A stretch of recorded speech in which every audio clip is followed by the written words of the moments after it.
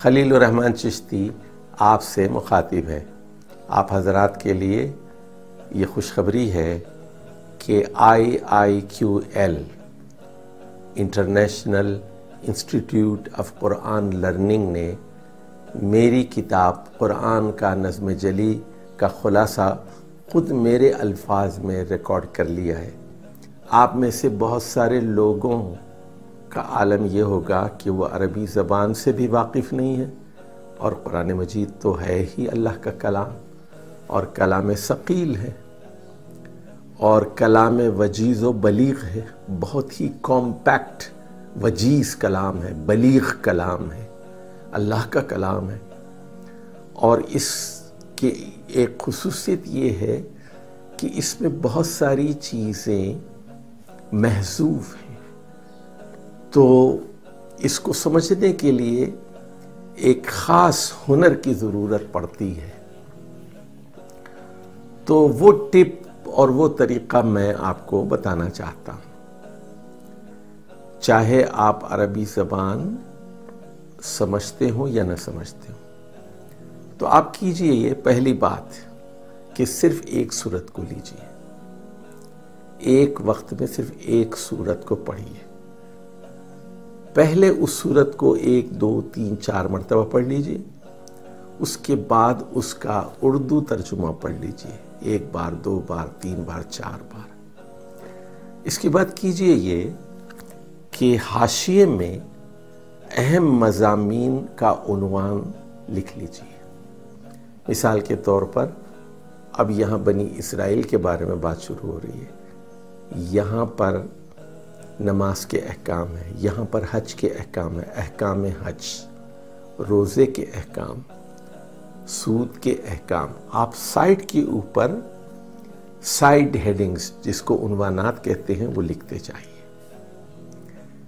اچھا، اس کے بعد دوسرا جو کام کرنا ہے آپ کو وہ ہے پیراگرافنگ۔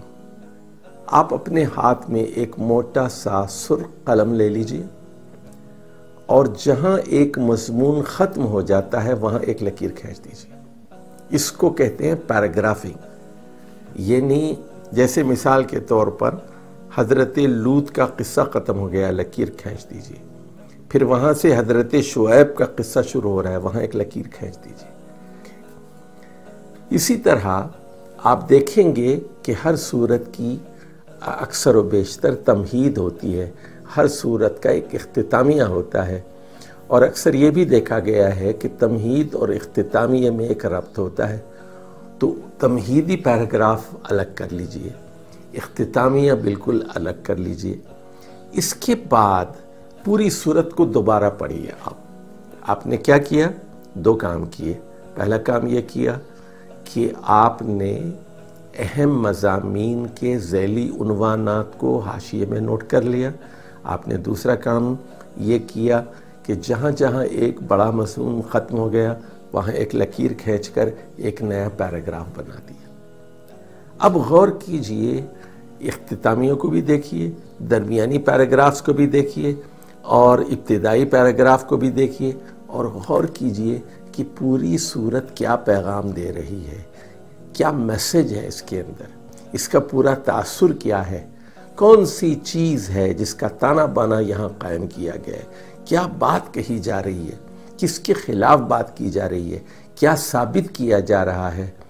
تو مرکزی مضمون کو ڈھونڈنے اور تلاش کرنے کی کوشش کیجیے۔ تو اس طرح فہم قرآن کا ایک نیا زاویہ آپ کے سامنے آ جائے گا۔ یہ رمضان 1442 یعنی 2021 عیسوی میں روزانہ رمضان کے مہینے میں نشر کیا جائے گا، تو آپ اس چینل کو سبسکرائب کیجئے۔ IIQL YouTube channel, international institute of Quran learning, اور رمضان کے بعد بھی آپ تمام صورتوں کا خلاصہ اس چینل پر دیکھ سکیں گے۔ تو اس چینل کو سبسکرائب کرنا نہ بھولیے۔ والسلام علیکم ورحمۃ اللہ وبرکاتہ۔